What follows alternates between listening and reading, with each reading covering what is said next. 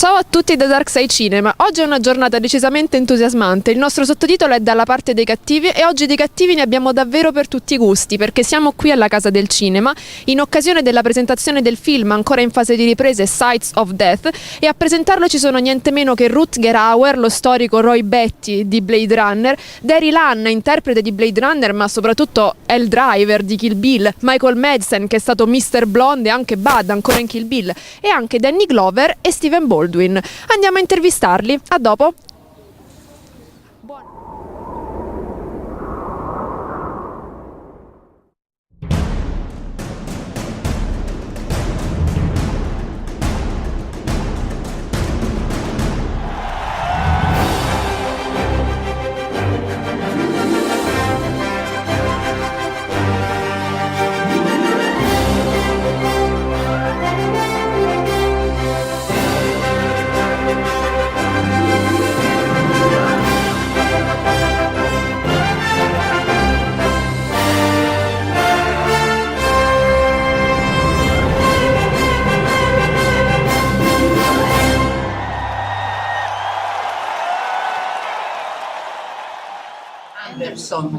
You have often played reckless and physically strong role. I would like to know, how do you usually work to feel comfortable about that, and if you are so strong in life too? Well, I'm pretty athletic, but I think it was very often Michael Madsen and I kill each other, and the last time he killed me, I broke my back, so I'm not quite as strong as I used to be. How about working again with Michael and Rutger? I always like working with them because they're always so good that you don't have to work as hard, you know. Thank you very much. This time he killed me the other day. I was fine. I kill him a lot too, though, so it's, you know, it's even. Lei lo uccide tante volte, quindi insomma diciamo. Well, I mean, obviously, you know, it's great if cinema reflects. It has any kind of influence on reflecting some of these serious issues, you know, in terms of informing us or inspiring us to take action. But in real life, we're in a mess right now. We've gone from, you know, for centuries and centuries we've had 1 billion people on this planet. Now we're over 7 billion people. If we continue to use the earth as simply a place to mine and to dump things, we're not only destroying ourselves but every other living thing. So it's really time for us to insist upon a more ethical world, the way we treat each other, other species, and the natural world. It's just common sense for even if only for our own selfish reasons, for our own survival. It's common sense to do things in a more ethical and a more, you know, conscious, wise way. You know, protecting fresh, uncontaminated water, protecting soil that has not been infused with toxic chemicals, protecting seed from contamination, from genetic modifications. Protecting these things are our basic life support systems. And it's important that all of us, no matter what job we have, start to stand up and speak out for those rights, because the way that the world is structured now, corporate influence has a louder voice than individual people do, because the bottom line always speaks louder, you know. And so it's imperative that people realize that we're all in this together, and that we all raise our voices, we all speak out, we all show up and draw a line in the sand and say, no, we've got to take a stand for common sense, and we've got to take a stand for life. And that's, to me, that's the most important thing that anyone can do in their lifetime. It's beautiful to use art in that way, to use music, to use film, to use any kind of creativity or any kind of talent that you have, you know, whether you're a computer programmer or whatever, but in order to try to help our species and other species be able to thrive and survive, you know, survive and then thrive, I guess, you know, because right now we're going down a very, very, very bad path and going down it very quickly. And it's heartbreaking to see, heartbreaking to see us distract ourselves with stupid noise in the media, about silly things when there's so much stuff going on that we could really have an impact on if we spent the time and energy to try to do something about it, and maybe we can't, but it's worth a try. If you have a child and your child is about to get hit by a bus, are you going to go, well, I may not be able to stop that bus, it's bigger than me, so I'm not going to try? No, there's not one person in the world who wouldn't go and try to stop the bus, right? Who wouldn't go and stand in front of that bus and try to stop it. And that's where we are right now in the world, as far as I see. But I think like now, at my age, is more. I mean, I love movies. I will always love movies. I always hope to participate in some way in movies, whether it's acting, directing, producing, whatever, some kind of creative aspect, of films, cinema, because I love this type of communication and creativity. But this other work, this sharing information and standing in solidarity with those who are suffering is the most important thing to me, and that's what I spend most of my time doing these days.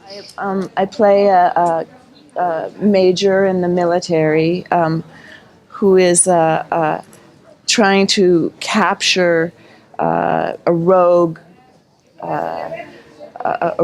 human who's down fighting against the military. I come from a family with a strong military background, and so I take my responsibility very seriously.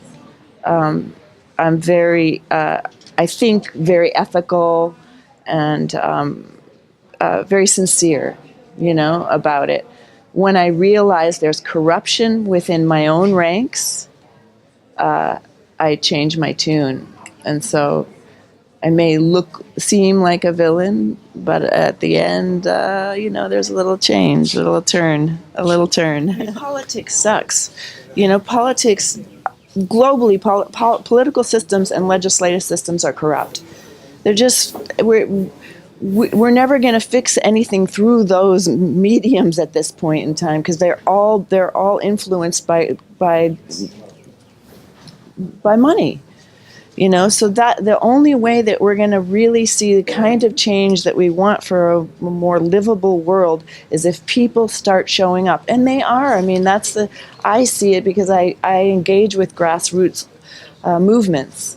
And I see people starting to draw a line in the sand, come out in the streets and speak out. And it's beautiful, but it needs to happen. It needs to continue to build and to continue to happen. People have to understand they do have a voice. Their only voice isn't, what they buy, So something about your Italian experience. I mean, how is it to be working in Rome? Did you already know Italy? Or what do you like to do while in Rome? Me, walk everywhere. Hours and hours and hours I walk everywhere. I spent the first day when I got here, I think I walked 8 hours. But I think working in Italy is the best. The crews are so professional. Sometimes you get to take a nice long break to eat pasta in the middle of the day.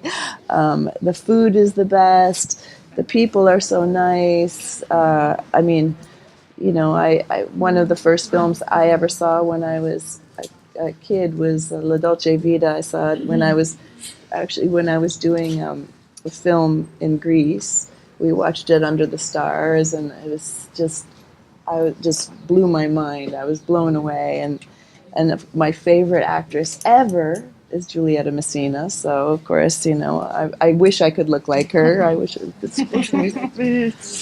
want to be her. So I mean, I'm in love with all of Italy. I think that if I could live in another country, this is where I would live. I've spent a lot of time in the South, more in the Puglia and that region, and but I just love all of Italy. I love it all. I love all the different regions because all the food is different, the accents are different. I mean, just it's so much in such a small country. There's so much diversity and so much culture and so much beauty, so much good food, and so much good everything. It's my favorite. Il Papa. Cosa pensa del Obama e il Papa? I don't like politicians. I'm sorry. I don't like. He seems like a charming man, but I don't trust any politicians. I just don't. They've got their hands in too many pockets. They've beholden to too many different interests, and I'm afraid that we don't have leaders anymore who are willing to lead. To be willing to lead, you have to be willing to be unpopular. You know, you have to almost be like have a suicidal career. You know, you have to not worry about your career as a politician. You have to take a bold stance that is not afraid of judgment in order to make real change. And I don't think we have politicians like that anymore because of the money that goes into the political system. The Pope, on the other hand, I mean, he's definitely stepped up the game from other popes. I mean, he's definitely made some statements that have been welcome. That he's speaking out and sort of bringing the popehood into the modern world. I mean, but on the other hand, I mean, gosh, I don't know. It just freaks me out. The amount of money and power that the Vatican still holds is just creepy. Just not right. I'm sorry. There are people who are starving and dying and suffering in this world, and there's just. It's true that you will be maybe the next Bond girl. No, I don't know. Not that I've heard. This is a gossip in the web. Oh, really? Wow. No? I'm too old for that. Are you kidding me? I'm not getting in a bikini. Yeah. Grazie.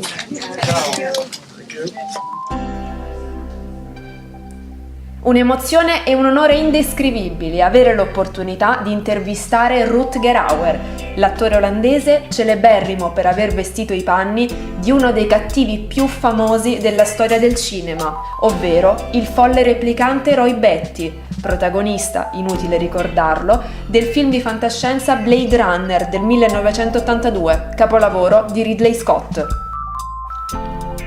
Rutger Hauer, affabile, stravagante, imprevedibile, compiva 70 anni proprio il giorno in cui l'abbiamo incontrato. È dotato di un'energia invidiabile e ha risposto alle nostre domande con grande gentilezza e spiritoso acume. Gli abbiamo chiesto del suo rapporto con i cattivi più famosi del grande schermo e lui ci ha raccontato che Blade Runner e il suo ruolo in questo film restano tutt'oggi l'esperienza più incredibile della sua carriera e della sua vita. Per quanto riguarda i cosiddetti villains, ne è tremendamente affascinato. Adoro le loro infinite sfumature, ha dichiarato, sia visive che di significato, le stranezze di cui sono costellati, le loro irriducibili particolarità. Il fatto che siano spietati e compiano azioni malvagie non impedisce né a me né al pubblico di amarli e appassionarsi alle loro vicende. A proposito del suo ruolo nel film Sights of Death, ha confessato di non saperne ancora molto. Non è stato ancora definito tutto nei minimi particolari, ha dichiarato. Anche la trama potrebbe subire tutt'oggi delle modifiche. Tuttavia, sono ben lieto di collaborare a questo progetto e di tornare sul set, dopo così tanti anni, accanto a Daryl Hannah. Il film è ambientato in un futuro distopico, non troppo lontano, e questo mi piace. Un periodo certamente catastrofico e dilaniato da sanguinose guerre.